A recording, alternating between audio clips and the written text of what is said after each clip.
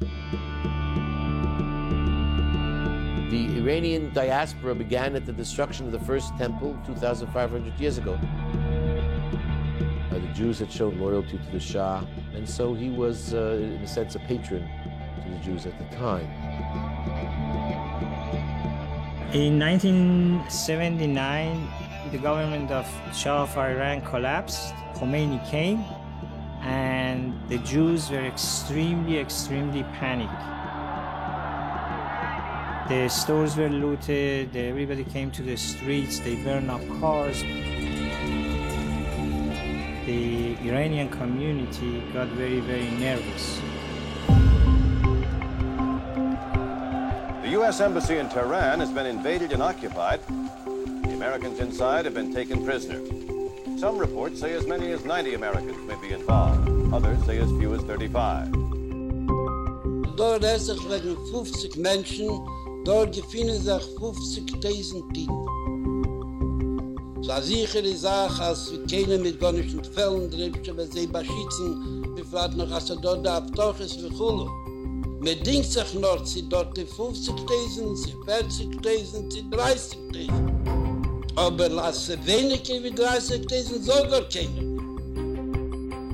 Und dann wir in 29.000, mag man nicht sagen, ein Kapitel Kilo. Und nicht nur mit mehr, nur mit da.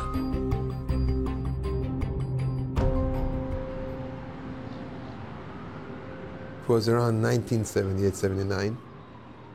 I asked the Rebbe, give me a blessing to go to summer shlichus to help Jews in Iran. The Rebbe did give me a blessing to go to Iran and to go with a rabbi of the Sephardic and Persian community in Queens, Rabbi Hecht. In August of '78, Herzl Lulian and I boarded a plane in Pan Am Airways, the old Pan Am Airways, and we flew off to Iran, to Tehran.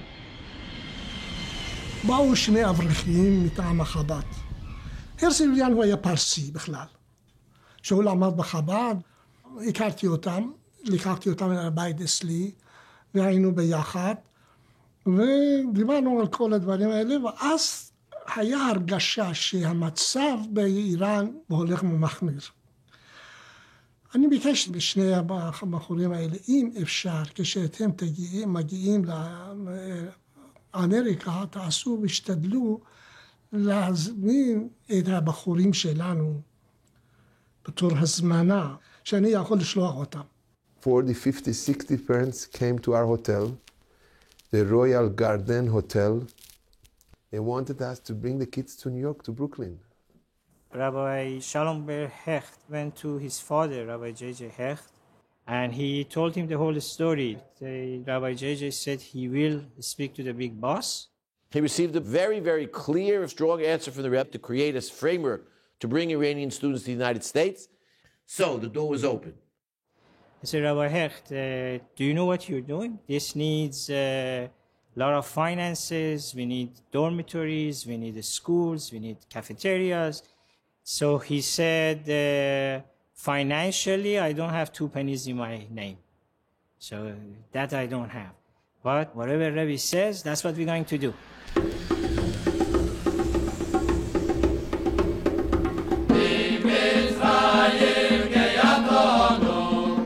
התחלנו לשלוח את כל הילדים. היינו מקבלים את ויזות מטעם יעקב הכט ג'י. הכל מסודר וחתום, אבל בלי שמות. היינו ממלאים את השמות, ומי שהיה עושה היום מיד, נתנו לו לזנות, והיה יוצא. There was no money, it was difficult those days. And the Chabad families in Crown Heights, each one of them took 2, 3, 4 children as their own children, adopted the Persian kids. The Rebbe took this project as his own personal project. His contact with Rabbi Hecht on a daily basis, just about a daily basis, as far as the dorm facilities, about the studies, about the educational developments. Anytime we had any questions or there was anything, either within an hour or within a half a day, we would get an answer. All these kids came to the Farbrengen. The Rebbe was very happy. He said, let them sing a song of their country, a Jewish song. Sie wird da sein, da sehen wir seine klein gekommen vom Poros. Und sie sagen alles zusammen, Lechaim, der Leben, sie nicht da mithelfen. Und mit der Nigen schon Simcha.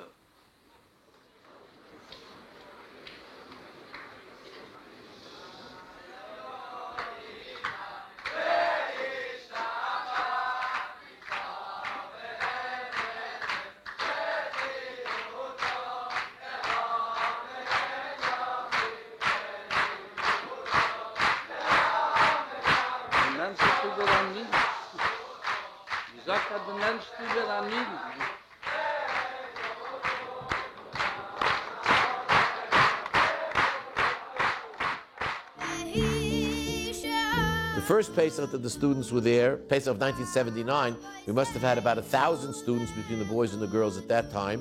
And the Rebbe actually visited the children who were at the Seder. Then he walked into the kitchen, he opened up the pots, making sure that they had cooked rice for the children, because the Rebbe had advised that even though it was our custom among Ashkenazim and among Hasidim not to eat rice during Pesach, but because Oriental Jews and especially Persian Jews have a delicacy of rice on Pesach, so he said to make sure that they cooked rice for them, which they had cooked the rice for them. The Rebbe came there to give blessing, and he asked me to translate. And then the Rebbe said, how do you say in Farsi, in their language, Amen? So he asked me, he looked at me and said, hey, how do you say Amen in Persian? So I said, I think it's Inshallah. Everybody said Inshallah to the Rebbe. The Rebbe was radiant, happy. I still see the picture of the Rebbe smile those days.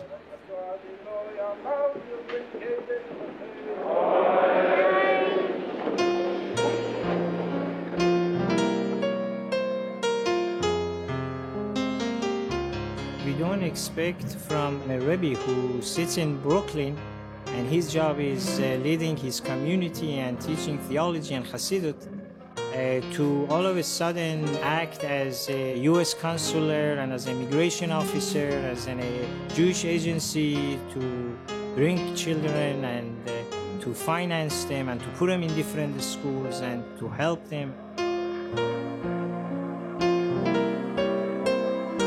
He was the fire, he was the engine, he was the accelerator to all the people under him, from Rabbi J.J. Hecht to Rabbi Hecht, to me personally, to all the other volunteers that they work for this tremendous project.